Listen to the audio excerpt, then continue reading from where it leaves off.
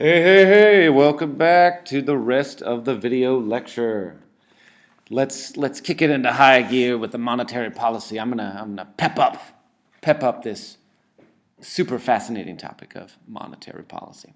Okay, so we kind of said we define we define what monetary policy is. We know who sets it. We know how the central bank might try to manipulate interest rates and a few other things that will ultimately impact AD and economic output and inflation.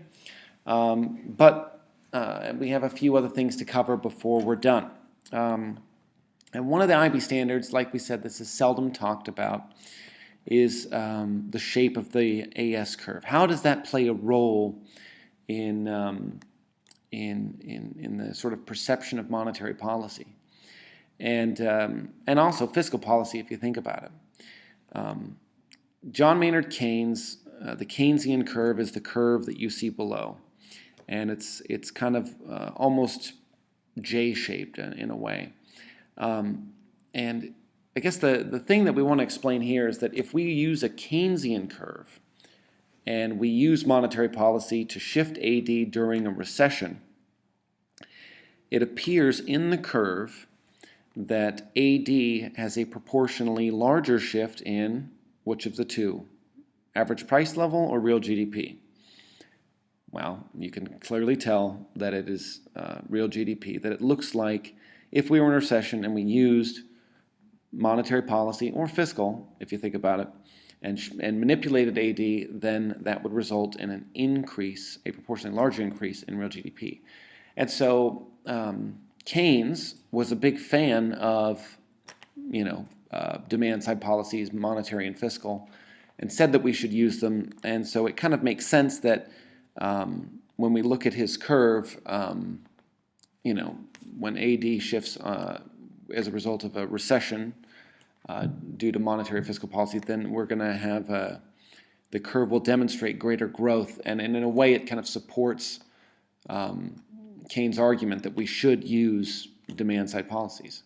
On the other hand, if AD was really high, which you don't see in this diagram, but if AD was really high, meaning we had a really high rate of inflation, if we tried to use contractionary policy to pull AD back, then AD would, would have a proportionally larger shift in average price level, which would also be kind of a goal. So just note that the neoclassical curve won't show as dramatic of a shift as the Keynesian. All right, next up, inflation targeting. This is also seldom talked about, but it's important to mention that some central banks use what's called inflation targeting, and basically it's where instead of focusing on growth or unemployment, they just focus on a target rate of inflation. The Bank of England does this. I think the Bank of New Zealand does it as well. Many banks around the world just have a target rate of inflation. The United States is a little different. They don't just do inflation targeting. They look at other macroeconomic goals. Like, for example, Janet Yellen said recently that they're thinking about raising interest rates because unemployment has gotten fairly low and the U.S. has economic growth, and so interest rates have been really low for a long time, and she's thinking about raising interest rates. So there are other goals there. But many central banks just target inflation levels, and we want to talk about why that's good or why they do that. Firstly, if we have a target rate of inflation that we've achieved, this stabilizes prices. Consumers, businesses, they kind of know what to expect. And this is good because, especially for exporters and importers, because if we have a good idea of the rate of inflation and where it will be, then we can kind of have a good idea of what exports and imports might cost based on that rate of inflation. So that's important. Next, I guess that kind of relates to the first 2 points, that it stabilizes price levels, and predictable price levels promote economic activity. And also sometimes when we have a stable rate of inflation, that might help achieve other goals like low levels of inflation between 1.5% and 2.5%, or 2 and 3, or I guess between 1 and 3% would be desirable. Kind of by keeping prices in check could maybe make sure that prices aren't getting out of hand and hurting income inequality, or a little bit of inflation supports economic growth, as we've said. So it could kind of help support other macroeconomic goals. Okay. This thing, I feel like we have to talk about it again, the buying or selling of bonds. How does that work?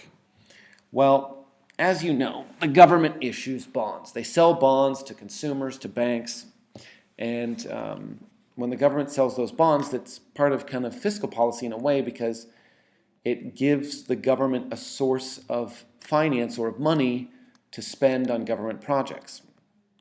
The central bank can buy or sell those bonds.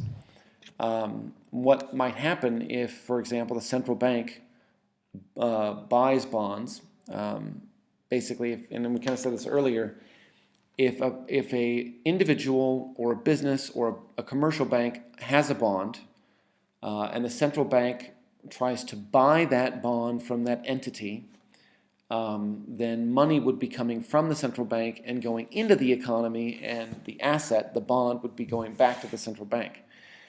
So it would increase the money supply. The central bank, when they do this, this is an expansionary policy. So when they buy bonds, this is an expansionary policy, and this is also known as quantitative easing.